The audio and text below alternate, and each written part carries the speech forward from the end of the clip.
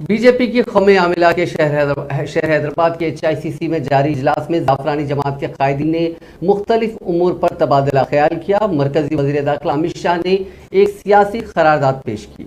वज़ीर आज़म नरेंद्र मोदी ने पार्टी के रियासती सदूर को मशवरा दिया कि लीडरों को हमेशा अवाम के दरमियान रहना चाहिए, अवाम के दुखों को जानना चाहिए और उनके साथ खड़ा होना चाहिए। अरकान पार्लियामेंट को अपने पार्लिमानी हलकों के अंदर असेंबली हलकों का दौरा करना चाहिए। आसाम के वज़ीर आला हेमंत बिस्वा शर्मा ने मीडिया से बात करते हुए कहा कि पहले दिन माशी करारदादों पर तबादला ख्याल किया गया, दूसरे दिन सियासी करारदाद पर मुबाहिस हुए और इसको मंजूरी दी गई। उन्होंने कहा कि वज़ीर दाखिला ने एक करारदाद पेश की जिसको बाइत्तेफाक़ आरा मंजूर कर लिया गया। उन्होंने कहा कि अमित शाह ने गुजरात फसादात पर सुप्रीम कोर्ट के फैसले को तारीखी करार दिया। उन्होंने कहा कि सुप्रीम कोर्ट ने तमाम इल्ज़ामात को झूठ करार दिया और उसको सियासी साजिश से ताबीर किया।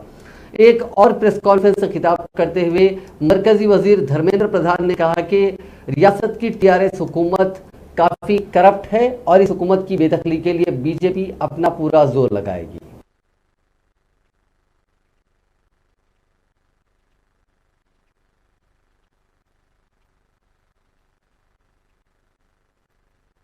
नेशन का विरोध, CA का विरोध, ट्रिपल तलाक का विरोध, राम मंदिर का विरोध,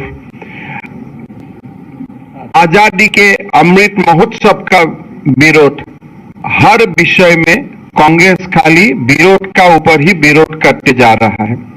कांग्रेस का राजनीति एक परिवार की जागीर समझती है। हम राजनीति को सेवा का माध्यम समझते हैं। राजनीतिक हिंसा का दौर खत्म होना चाहिए। अमित शाह जी ने ये विरोधी जो भी वातावरण है उनका ऊपर बोला। राष्ट्रपति चुनाव पर अमित शाह जी ने बोला, आदरणीय प्रधानमंत्री जी के शासनकाल में 2 राष्ट्रपति चुनाव का अवसर आया। भाजपा ने एक बार दलित को